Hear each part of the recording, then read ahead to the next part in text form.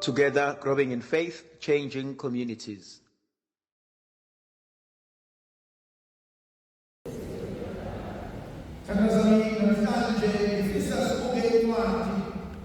Exodus chapter 3, from verse 1 to verse 15.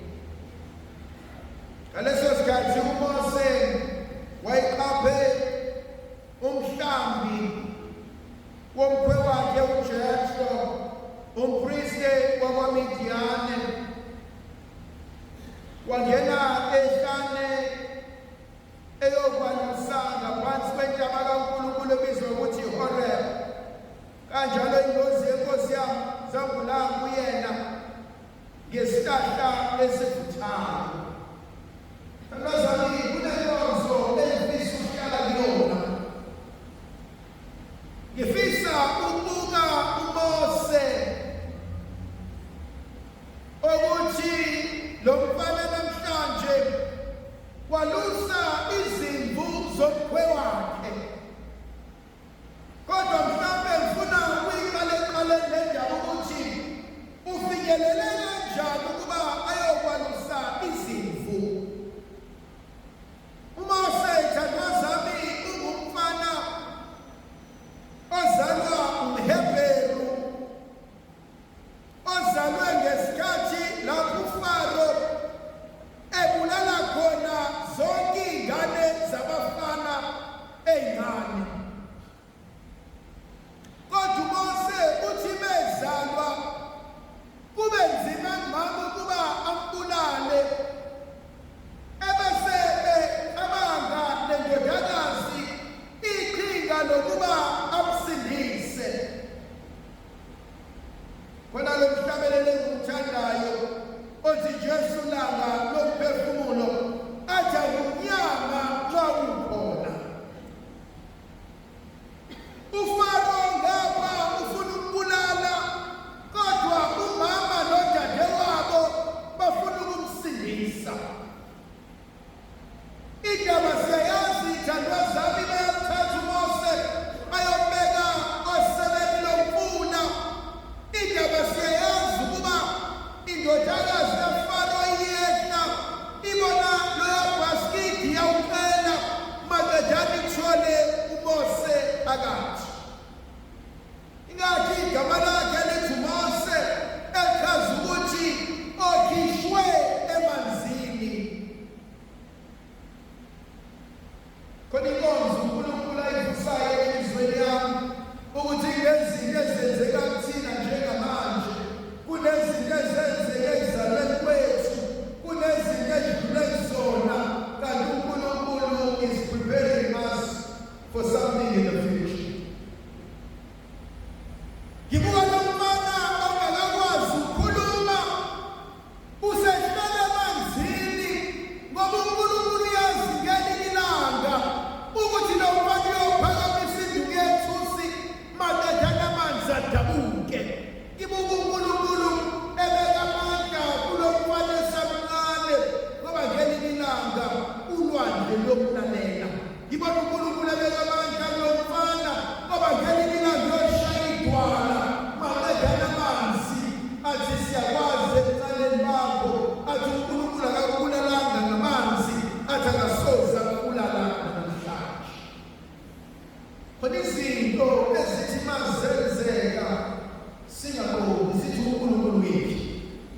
Khona izinto ezithi mazenzeka singaqondi sithi siyahlukunyezwa, kanti uNkulunkulu athi phakathi encwadini kaJobe 42 verse 2 athi icebeni nalo ngokuthi kwami alinashintshwa muntu.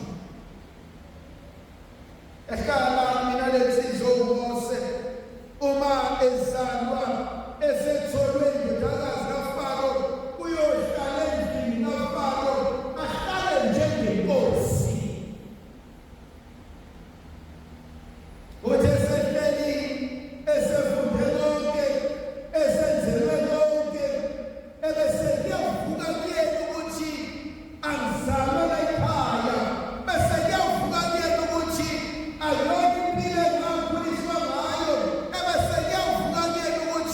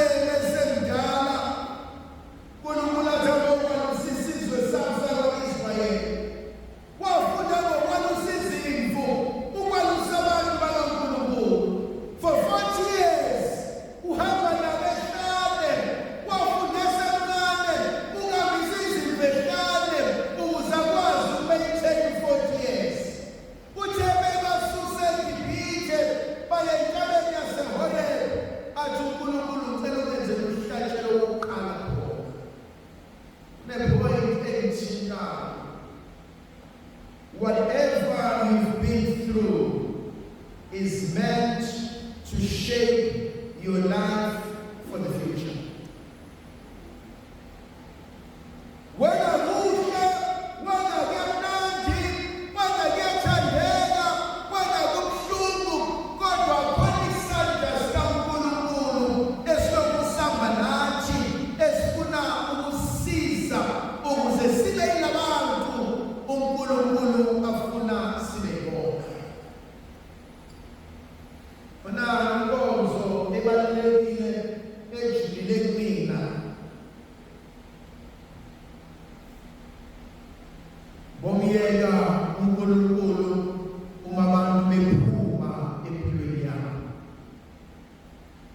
Because kwesinye isikhathi uNkulunkulu bese ufuna ukwenza izinto kunabantu ekumele abaphelise.